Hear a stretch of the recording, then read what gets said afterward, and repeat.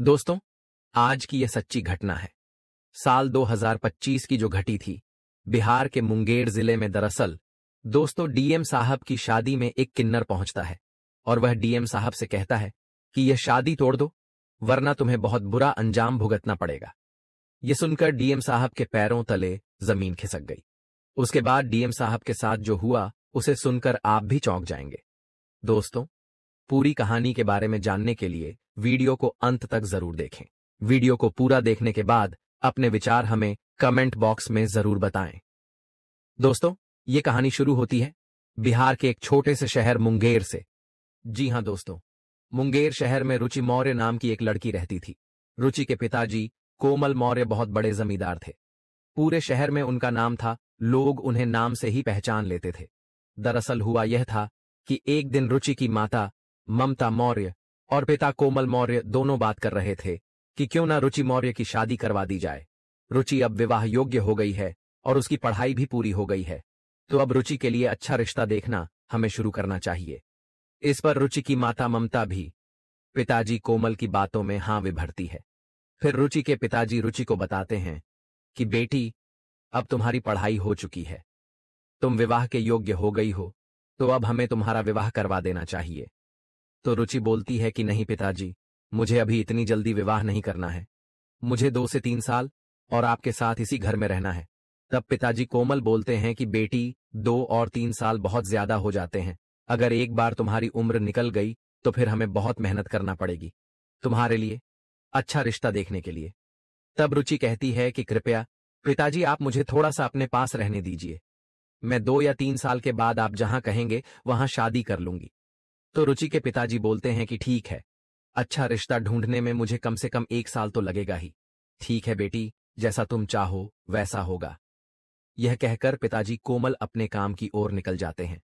दोस्तों, आप वीडियो को लाइक कर दें, क्योंकि आगे की यह घटना अलग रूप लेने वाली है।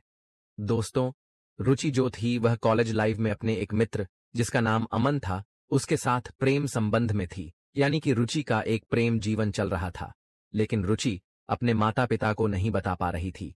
ऐसा इसलिए क्योंकि रुचि को पता था कि पिताजी इस बात के लिए नहीं मानेंगे, क्योंकि रुचि के पिताजी ठहरे बहुत बड़े जमींदार और रुचि के पिताजी कोमल शुरू से यही चाहते थे कि मेरी बेटी की शादी किसी बड़े और अच्छे घर में होगी। इसलिए रुचि अपने पिताजी कोमल से यह बात कहने से घबराती थी और डरती थी। दोस्तों, जब रुचि का कॉलेज खत्म हुआ तो उसके बाद रुचि ने अपने प्रेमी अमन से मिलना जुलना बिल्कुल बंद हो गया था, क्योंकि फिर रुचि घर में ही रहती थी और रुचि को घर से बाहर जाने की ज्यादा इजाजत नहीं थी। अब दोस्तों, थोड़ा समय बीतता है और रुचि के लिए डीएम साहब दीपक मौर्य का रिश्ता आता है। डीएम साहब दीपक मौर्य अरवल जिले में डीएम पद पर नियुक्त थे। डीएम साहब दीपक अपने माता अंजना मौर्य, पिता महेश मौर्य के इकलौते बेटे थे और वह बड़े ही ईमानदार एवं कर्तव्यनिष्ठ व्यक्ति थे। डीएम साहब दीपक का अरवल जिले में बहुत नाम था। दोस्तों, जब रुचि के लिए डीएम साहब दीपक का रिश्ता आता है तो रुचि के पिताजी कोमल डीएम साहब दीपक से बातचीत करते हैं। डीएम साहब दीपक के माता अंजना मौर्य, पिता महेश मौर्य से बातचीत करते हैं और उन्हें घर पर आमंत्रण देते हैं। जब डीएम साहब दीपक अपने परिवार के साथ रुचि को देखने जाते हैं तो डीएम साहब दीपक को रुचि पसंद आ जाती है और रुचि भी डीएम साहब दीपक को पसंद कर लेती है। दोस्तों, अब हुआ यह था कि रुचि के पिताजी बोले कि अगर तुम्हें रुचि के साथ बात करनी है तो तुम लोग अकेले में जाकर बात कर सकते हो। तब डीएम साहब दीपक बोलते हैं कि ठीक है, मैं रुचि जी से थोड़ा सा मिल लेता हूं और जान लेता हूं कि वह मुझसे क्या उम्मीद रखती है। फिर डीएम साहब दीपक और रुचि घर की छत पर जाते हैं और दोनों बात करते हैं। तब रुचि डीएम साहब दीपक से यह नहीं कहती है कि मेरा पुराना प्रेमी था और मैं एक प्रेम जीवन से निकली हूं। रुचि यह बात छुपाती है। दीपक और रुचि दोनों काफी देर बात करने के बाद नीचे आते हैं और दीपक के पिता महेश जी बोलते हैं कि ठीक है जमींदार कोमल साहब, हमारे बेटे को आपकी बेटी पसंद है और आपकी बेटी को हमारा बेटा दीपक पसंद आया, तो क्यों ना अब हम इस रिश्ते को आगे लेकर चले। दोस्तों, यह कहकर डीएम साहब दीपक और उनका परिवार जमींदार कोमल के घर से निकलता है। फिर थोड़े दिन होते हैं और डीएम साहब दीपक और रुचि की सगाई कर दी जाती है। दोस्तों, सगाई और विवाह दोनों के बीच के समय में रुचि और दीपक बहुत घुल मिल गए, एक दूसरे से मिलने लगे, बातें करने लगे और उनका जीवन बहुत व्यवस्थित हो गया। फिर एक दिन रुचि के पिता कोमल जी पंडित जी को बुलवाएं और विवाह का मुहूर्त निकलवाएं। अब विवाह के मुहूर्त निकलवाने के बाद जब रुचि के पिता कोमल जी डीएम साहब दीपक के पिता महेश जी को तारीख बताते हैं, तो दीपक के पिता महेश जी भी उस तारीख को विवाह करने के लिए हावी भर देते हैं। इस तरह डीएम साहब दीपक और रुचि की शादी के दिन नजदीक आने वाले थे। दोस्तों, अब होता यह है कि डीएम साहब दीपक अपनी बारात लेकर आते हैं। विवाह बहुत जोर शोर से हो रहा था और जमींदार था, इसलिए शहर की सबसे बड़ी शादी थी। दूर दूर से रिश्तेदार आए थे, बड़े बड़े मेहमान आए थे, बड़े बड़े मंत्री आए थे और चारों तरफ शादी के चर्चे हो रहे थे। जब डीएम साहब दीपक बारात लेकर आते हैं, तब बारात में किन्नर आते हैं। अब दोस्तों, आपको तो पता ही होगा कि जब शादी कहीं पर होती है तो किन्नर अवश्य आते हैं। चाहे कोई भी शुभ काम हो, चाहे विवाह हो गया, चाहे बच्चे का जन्म हो गया, चाहे कोई त्योहार हो गया, हमारे यहाँ शुभ कार्यों में किन्नर अवश्य दस्तक देते हैं। ठीक उसी तरह जब डीएम साहब दीपक घोड़े पर बैठकर जहां पर शादी थी उस स्थान पर जाते हैं, तभी उनके सामने कुछ किन्नर आते हैं और वह डीएम साहब दीपक से पैसों की मांग करते हैं और डीएम साहब दीपक को आशीर्वाद देते हैं कि तुम्हारा शादीशुदा जीवन बहुत अच्छा हो, तुम्हें बहुत जल्दी एक पुत्र और एक पुत्री की प्राप्ति हो। यह सुनकर डीएम साहब दीपक बहुत खुश हो जाते हैं और खुश होकर दीपक जी उन किन्नरों को 10,000 का शगुन दे देते हैं। 10,000 का शगुन लेकर किन्नर बाहर की ओर जाने लगते हैं। तभी वहां पर कहीं से एक और किन्नर आता है और वह दीपक जी से आकर बोलता है कि तुम यह शादी तोड़ दो, वरना तुम्हें बहुत भारी नुकसान भुगतना पड़ेगा। यह सुनकर दीपक जी घोड़ी पर बैठे हुए अचानक आश्चर्यचकित हो जाते हैं कि यह किन्नर क्या बोल रहा है। अब दीपक की शादी थी और बड़े जमींदार की बेटी की शादी थी, तो वहां पर बहुत सारे पुलिस वाले भी आए हुए थे जो वहां की देखरेख कर रहे थे। शादी का पूरा जिम्मा कुछ पुलिस वालों ने भी उठा रखा था। तो जब वह किन्नर दीपक जी को यह बोलता है तो तुरंत पुलिस वाले उसे पकड़ लेते हैं कि तुम यह क्या बोल रहे हो, तुम जानते हो जिसके सामने यह शब्द बोल रहे हो वह कौन है?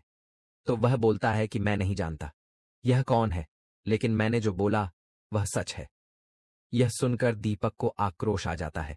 दीपक गुस्सा हो जाते हैं और उसे कड़क आवाज में बोलते हैं, हे कौन है तू और मेरी शादी में क्या लेना आया है और मुझे ऐसा क्यों बोल रहा है? तो जो किन्नर 1,000 का शगुन लेकर बाहर गए थे उन किन्नरों को वापस बुलाया जाता है और उनसे पूछा जाता है कि क्या यह तुम्हारे साथ है? तो वह सभी किन्नर न बोल देते हैं।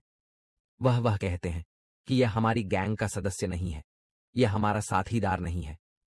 तब दीपक जो पुलिस वाले रहते हैं उनसे कहते हैं कि इसे यहीं पर पकड़ कर रखो और इसकी सच्चाई जानो कि यह कौन है और कहां से आया है। तब जो किन्नर रहता है वह घबरा जाता है, क्योंकि उसे पता होता है कि मैंने बहुत गलत इंसान से पंगा लिया है, मैंने बहुत गलत इंसान को छेड़ा है। तब जो किन्नर रहता है वह असली रूप में आता है। दरअसल दोस्तों, वह किन्नर नहीं था, वह एक लड़का था जो किन्नर बनकर आया था और वह लड़का कोई और नहीं बल्कि रुचि का वही प्रेमी अमन था जिसके साथ रुचि अपनी कॉलेज लाइफ में अपना प्रेम जीवन जी रही थी। जब अमन यह बताता है तो सभी के पैरों तले जमीन खिसक जाती है। तब डीएम साहब दीपक उस अमन को बोलते हैं कि मुझे पूरी कहानी बताओ, आखिर पूरा सच क्या है?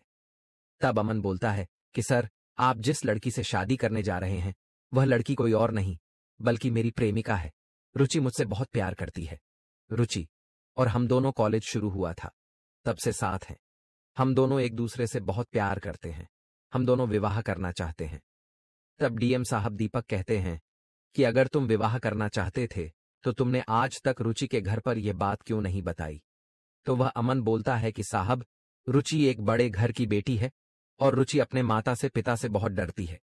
रुचि को पता था कि अगर वह घर पर बताएंगे तो उसके माता पिता कभी भी इस शादी के लिए राजी नहीं होंगे, क्योंकि मैं ठहरा एक साधारण लड़का जिसके पास ज्यादा जमीन, धन दौलत और जायदाद नहीं है, और रुचि शहर के सबसे बड़े जमींदार की बेटी है। और रुचि को भी यह पता था कि मेरे पिताजी किसी भी लड़के से जो साधारण होगा उससे मेरी शादी नहीं कराएंगे। तब यह सुनकर डीएम साहब दीपक बोलते हैं कि कम से कम तुम्हें एक बार तो कोशिश करनी चाहिए थी।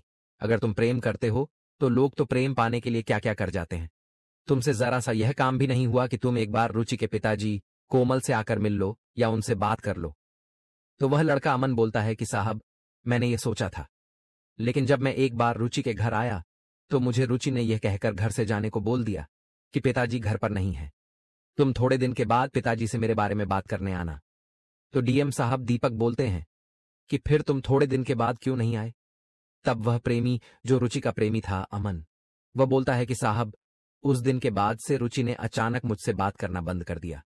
रुचि ने कॉलेज भी आना बंद कर दिया और रुचि मुझे कहीं बाहर रास्ते में भी नहीं दिखती थी।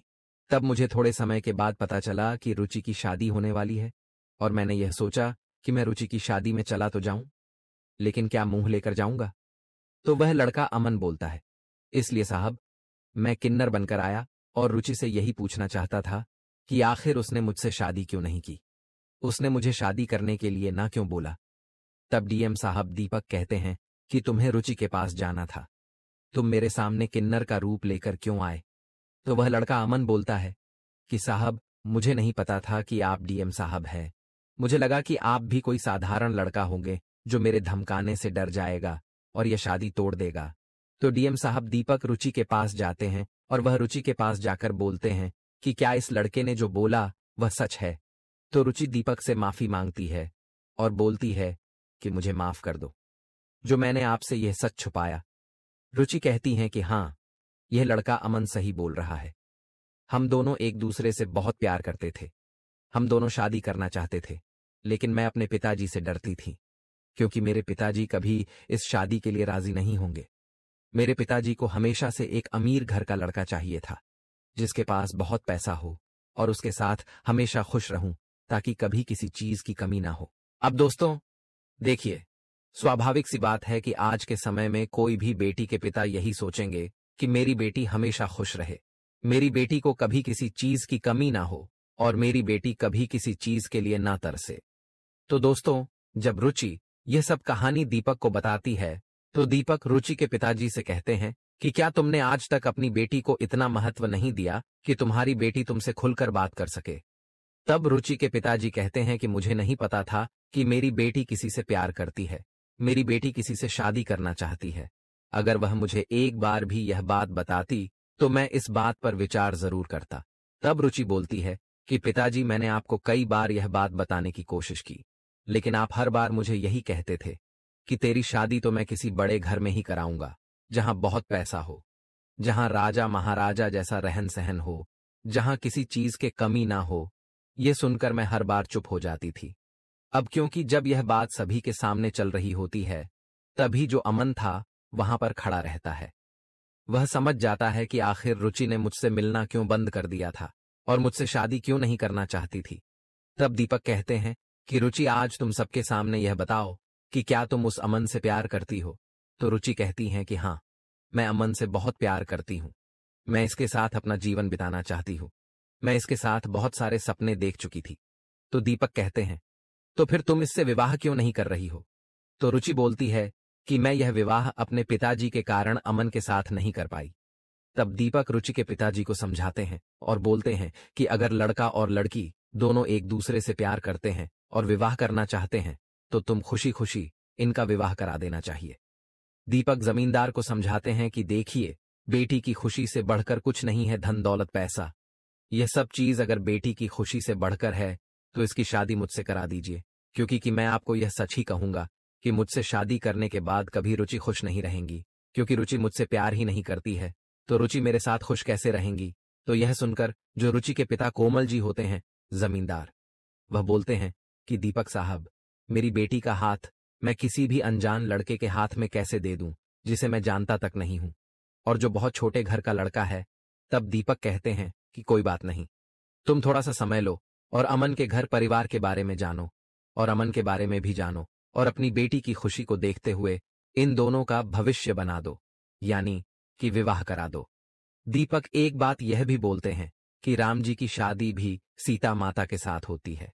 सीता माता भी महलों की रानी बनी थी, लेकिन क्या सीता माता को यह पता था कि जिस रात राम जी को राम राज्य मिलने वाला था, उसके अगली सुबह राम जी को वनवास जाना पड़ा, वह भी माता के साथ। तब यह बात जमींदार कोमल को अच्छे से समझ आ जाता है। दीपक कहते हैं कि देखिए, जो नसीब में होगा वह मिलकर ही रहेगा और वह होकर ही रहेगा, होने को कोई नहीं टाल सकता है। इसलिए आप मेरी राय मानिए और अपनी बेटी की शादी उसके प्रेमी अमन के साथ करवा दीजिए। और यह कहकर दीपक अपनी बारात वापस अपने शहर मुंगेर ले जाते हैं और रुचि की शादी अमन के साथ हो जाती है। दोस्तों, यह कहानी कोई साधारण कहानी नहीं थी। यह कहानी एक सत्य घटना पर आधारित थी। तो आपको यह घटना कैसी लगी? अगर आपको यह वीडियो पसंद आया हो तो कृपया इसे लाइक करें और कमेंट बॉक्स में जय श्री राम लिखें।